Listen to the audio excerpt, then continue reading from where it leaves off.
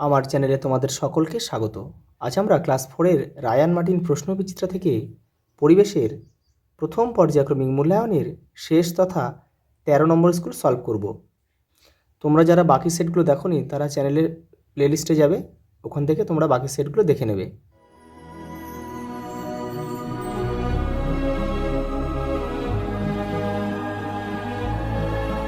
প্রথম প্রশ্ন দেখো, ভারতের গির অরণ্যে সিংহ আছে। জলদাপাড়া জঙ্গলের মধ্যে দিয়ে হলং নদী বয়ে গেছে। কৃমি খাদ্যনালীতে থাকে। মরুভূমিতে ক্যাকটাস জাতীয় গাছ জন্মায়। বায়ুতে সবচেয়ে বেশি থাকে নাইট্রোজেন গ্যাস।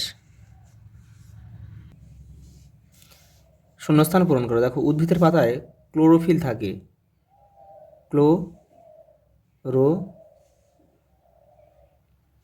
ক্লোরোফিল থাকে। উত্তরবঙ্গের রায়গঞ্জ হবে এটা। রায়গঞ্জে পক্ষীনিবাস আছে, নামটা হচ্ছে কুলিক পক্ষীনিবাস। এটা হচ্ছে উত্তর দিনাজপুরে কিন্তু অবস্থিত এটা। সুন্দরবনের নোনামাটিতে শ্বাসমূলযুক্ত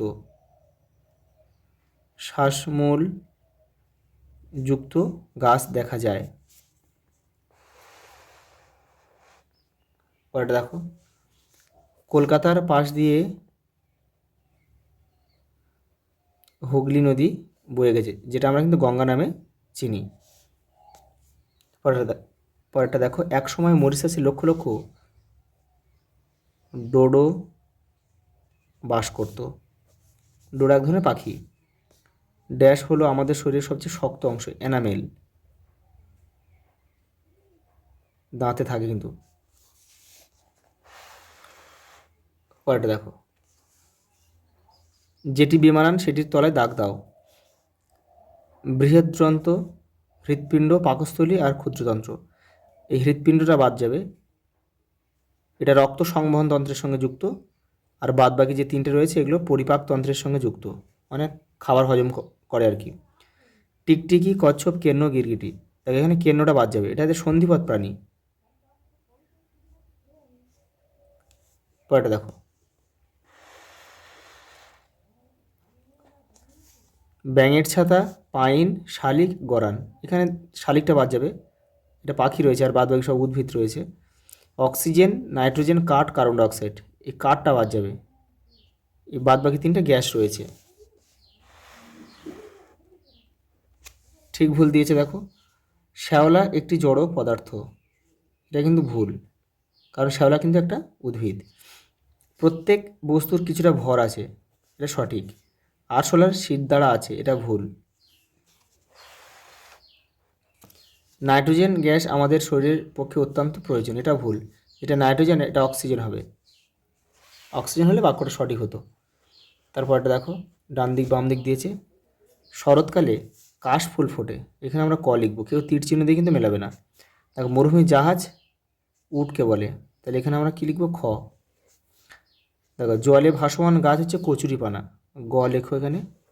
আর কাঁটাওয়ালা প্রাণী হচ্ছে সজারু, ঘ। দেখো, বস্তুর ভর মাপা হয় কোন যন্ত্রের সাহায্যে, বাটকারা বা সাধারণ তুলাযন্ত্র লিখলেও কিন্তু হবে। সর্ষে ও লোহার গুঁড়ো মিশ্রণ থেকে সর্ষে আলাদা করা যায় কিসের সাহায্যে, চুম্বকের সাহায্যে কিন্তু আলাদা করা যায়। চুম্বক দিলে লোহার গুঁড়োগুলো চুম্বকের সঙ্গে আটকে যাবে আর সর্ষেগুলো পড়ে থাকবে। প্যাকেটজাত খাবার ভালো রাখতে কি করা হয়, বায়ু নিরুদ্ধকরণ,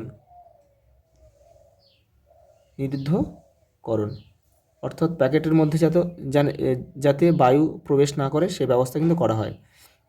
দেখো, অভয়ারণ্য কাকে বলে, উদাহরণ দাও।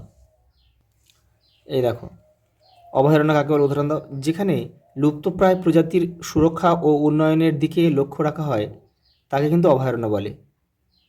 যেমন দেখো, জলদাপাড়া অভয়ারণ্য। দেখো, পরেরটা দেখো, নিঃশ্বাস কি। দেখো, শ্বাসক্রিয়ার সময় আমরা যেটা বাতাসে ত্যাগ করি সেটা হচ্ছে নিঃশ্বাস। দুটি পরিযায়ী পাখির নাম লেখো, পিনটেল স্টিল। দেখো পৃথিবীর সমস্ত প্রাণীগুলির খাদ্যের উৎস কি? সূর্য।